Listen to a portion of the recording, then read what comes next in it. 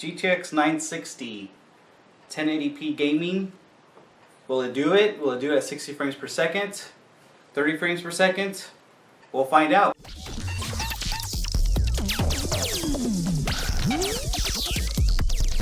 The GTX 960 also has two fans here that are zero decibel technology. They will not spool up until about 61 degrees Celsius. Also here we have the PCI 3 Gen 3 16X connector here, and we have the heat pipes here. I believe these are 8mm and 6mm heat pipes. They're copper heat pipes with nickel plating. Right here in the back of the card we have your DVI. We have 3 display ports that are 1.2 and an HDMI that's 2.0. I believe the 3 display ports will do 60 Hertz at 4K, and I believe you could do surround at 4K with this card, which I wouldn't do. It's just a 1080p card, so most likely you could just be using just a DVI out to your monitor. If you have a G-Sync compatible monitor, make sure you use DVI. Go around to the front of the card here. The way it's going to look on your case here, it's going to look just like this, and it only has a single 6-pin power connector. It has a Strix logo. The logo does not light up, unfortunately. It's just like a sticker here. Also, when you have your 6-pin power connector connected to your computer, it will have like a little white LED, and it is kind of bright. I noticed when I had it, especially at nighttime, even with the system powered off, it's still, you could still tell it's bright. It was actually, I had the case cover open, and it was emitting light to like the ceiling, and it was kind of like disturbing, like, too much light there going on. Also, we have, here is the SLI finger. It's compatible with two-way SLI, that's it. It has 1024 CUDA cores. Also here, the back plate. Now the back plate here, I believe it's aluminum, but it is a fingerprint magnet, like really, really bad. I don't know if you can tell here, but it's really bad. I didn't know, and I started touching it and everything, and it got all these fingerprints, which kind of sucked. What else?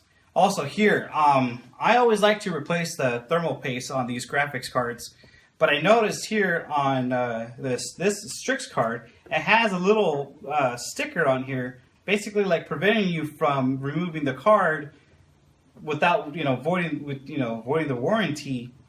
I did not replace the thermal paste on this. I didn't want to remove that little sticker, even though I could have maybe mess with it and try to get the little sticker off, but I didn't do it. Maybe later on I'll try it, especially after I do this review. But for now, I just used the stock thermal paste on here, and I kept a little sticker. I didn't want to avoid the warranty on this, which really sucks. There's other graphics card manufacturers out there that let you and promote you to remove their stock cooler or their aftermarket cooler for you to put a water block on here, or another aftermarket cooler. Or an AIO on there, but I guess Asus was really strict on that for some reason. Alrighty guys, let's see how this card performs in games at 1080p. Is this the new card? Is this the new king for 1080p gaming?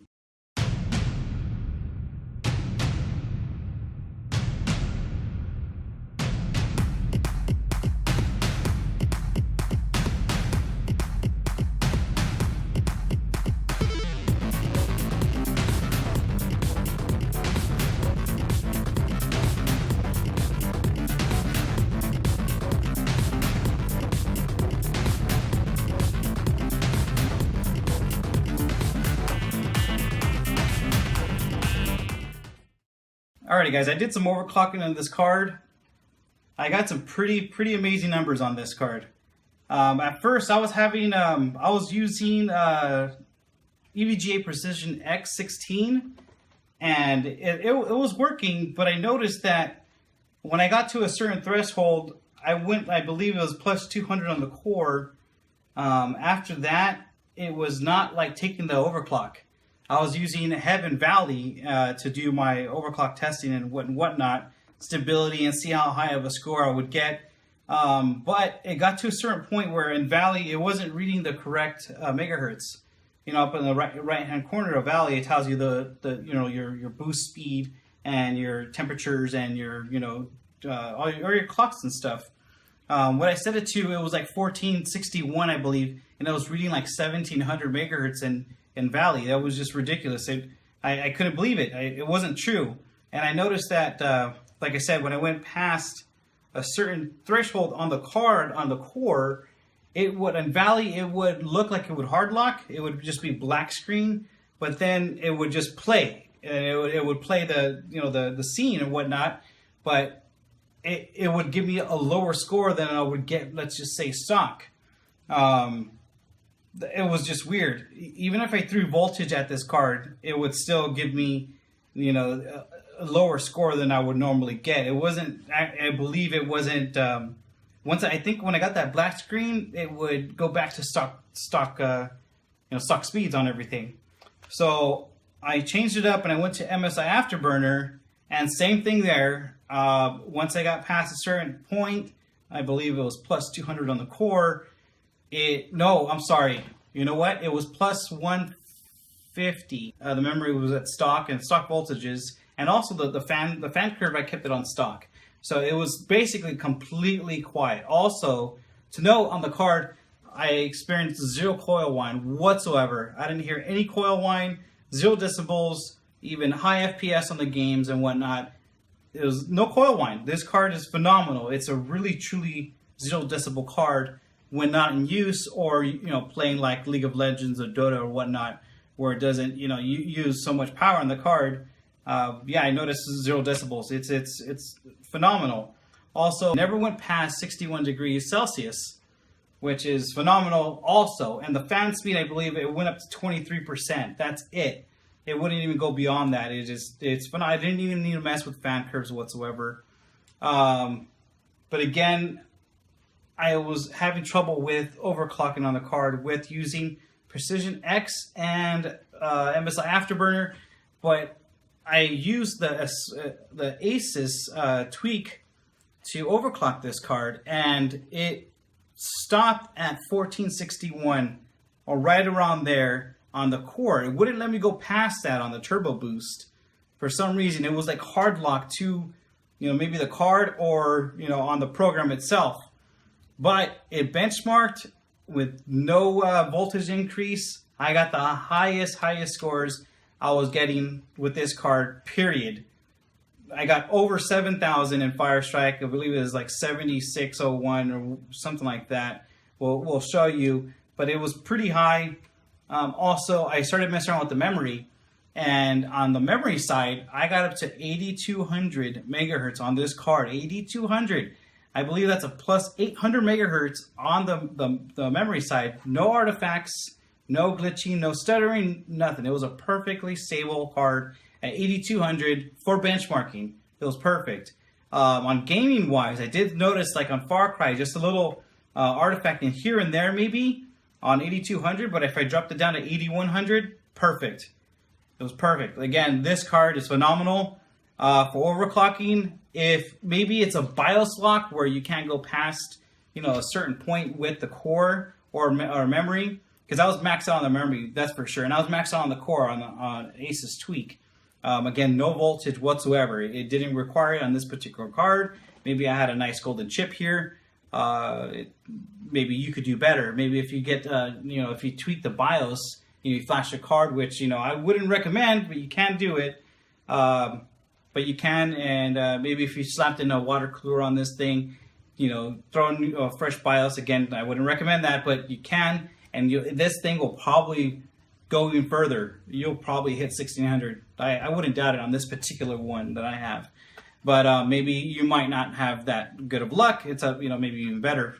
We'll see. It's always a luck of the draw when you get any GPU, the bidding that goes on.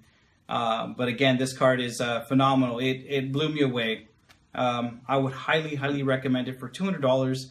I believe this is going for $220, somewhere around there. You could probably get a deal for $200, brand spanking new. I would highly recommend this if you're just going to be doing 1080p gaming, especially like League of Legends and stuff like that. StarCraft, StarCraft 2. This is a perfect card for you guys. It is. I wouldn't recommend any other card but this one for the price of performance, and also for the decibels. You don't hear anything. This is a phenomenal card. I mean, if I was just doing 1080p gaming, this will be it. I would do maybe for a HT PC, home theater PC. This is the perfect card. 0 decibels. Highly recommend it. I love the design. I love the way it looks. Again, with the nice heat pipes. It looks really good in the rig. Besides, the little light there, it was a little bright. Maybe you could, tone that down. I don't know. There's no way you can mess with that. It just shows that it's powered on. But besides that, and maybe if I don't know about this little sticker again with Asus not wanting you to replace the cooler or replace the thermal paste. I don't get that part. Maybe you can and say screw it and screw the warranty. I didn't contact them to see if they would have a, it would void the warranty or whatnot, but we'll see. But yeah, dude, I highly recommend this, and this is a great card. Thank you for watching, and please stay tuned for more videos. If you like this video, please give it a thumbs up. If you disliked it, dislike it. That's all good. Leave a comment. Any questions, comments, or concerns down in the description below. You could go ahead and leave your comments. And also, again, thank you, Ken Kirby, for providing this graphics card. And thank you to Eddie at thestarbreed.com and TSB Studios, where we're at here filming right now. Beautiful spot. Thanks again for watching, and I'll see you next time.